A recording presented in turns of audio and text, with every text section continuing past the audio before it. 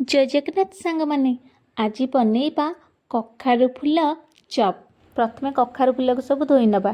कखारु फूल धोइया गोटे जगार पानी आउ किछि हळदी गुंड दबा। कखारु फूलर बाहर पट डेंफा गुड़ा को हाथ में छड़े नबा और भितरटा को सब मन रख धीरे कि छुरी छड़ेबे से आराम से बाहर आस। मो भूल हाथ में छड़े देती कखारु फूल सब भांगी गला तेणु आपड़ सब छुरी ही छड़ेबे। आ मन रखिए कखारु फूल छड़ेला बेले भितर जो पिंपुड़ी फिंपुड़ी रही जाए ताकू भलसे चेक कर बाहर करने। आ कखारु फूल गोटा गोटा जमी रही से भाव में धोइबे। हलदी पानी बाहर कर साधा पानी धोई नहीं छाणिकी रखिदेवे गोटे अलग जगार। कखारु फूल चप पाई एबे स्टफिंग बा पूर बनैबा। पूर पाई किछि कौलिया कखारु डंक को नहीं आसबा ताकु भल भाव में धोई नेबा एवं चुन चुन कर काटी नबा। बंधा कोबी को मध्य चुन चुन कर काटी नबा। कंचा लंका आउ किछि रसुण को भल कि चुन चुन कर काटी नबा। एथर कड़े गरम करी तेल देदबा। तेल टिके ताती आसला परे सोरिष आ जीरा दे फुटई दबा।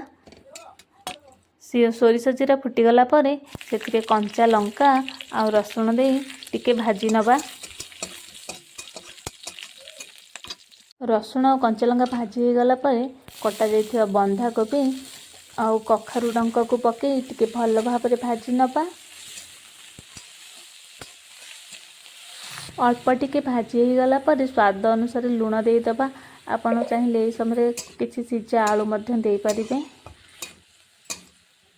गोटे रु 2 मिनिट भल भाव में भाजी नेला परे आमे सेथिरे किछि हळदी गुंड देदबा।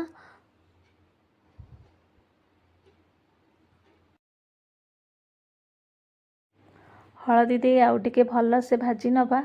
जेहेतु मु सिझा आलू देनी तेणु आगुरु रखिथिबा भजा बेसन गोटे चामच दे दूची। भजा बेसनटा देले भल लगे यार स्वाद।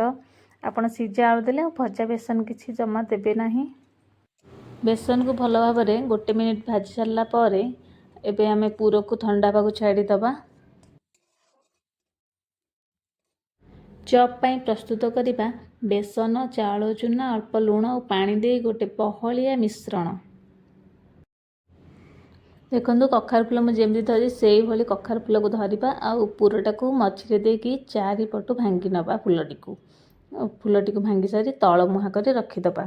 ये सब गुड़ाक प्रस्तुत करनवा।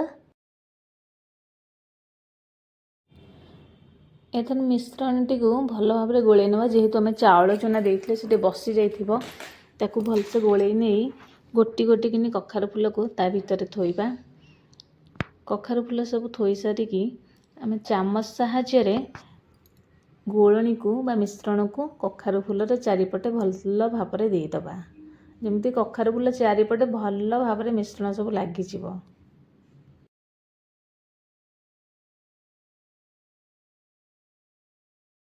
एथर चप सब छाणी नवा।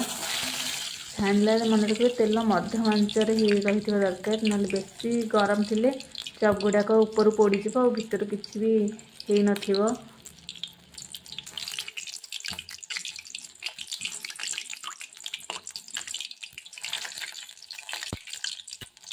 आपन चाहिए चप गोटी गोटी कर छाणी पारिबे ना 2टा 3टा जहाँ आपन इच्छा से हिसाब रे जो जगह नहीं थे से हिसाब रे आपन छाणीबे। आउ टिके गोटे पट हो गला पर आ गोटे पटू लेउटेई देबे। टिके लाल लाल हे आसला परे ताकू छाणी आनिबे।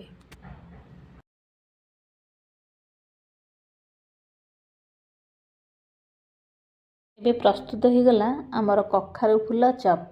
आपन को केमती लागला वीडियोटी निश्चय जनइबे। आउ आपण घरे थरे निश्चय करेंगे और केमिति लगुछि तार स्वाद आपण कमेंट बॉक्स रे निश्चय कमेंट करी जणाइबे। रहुछि धन्यवाद। जय जगन्नाथ।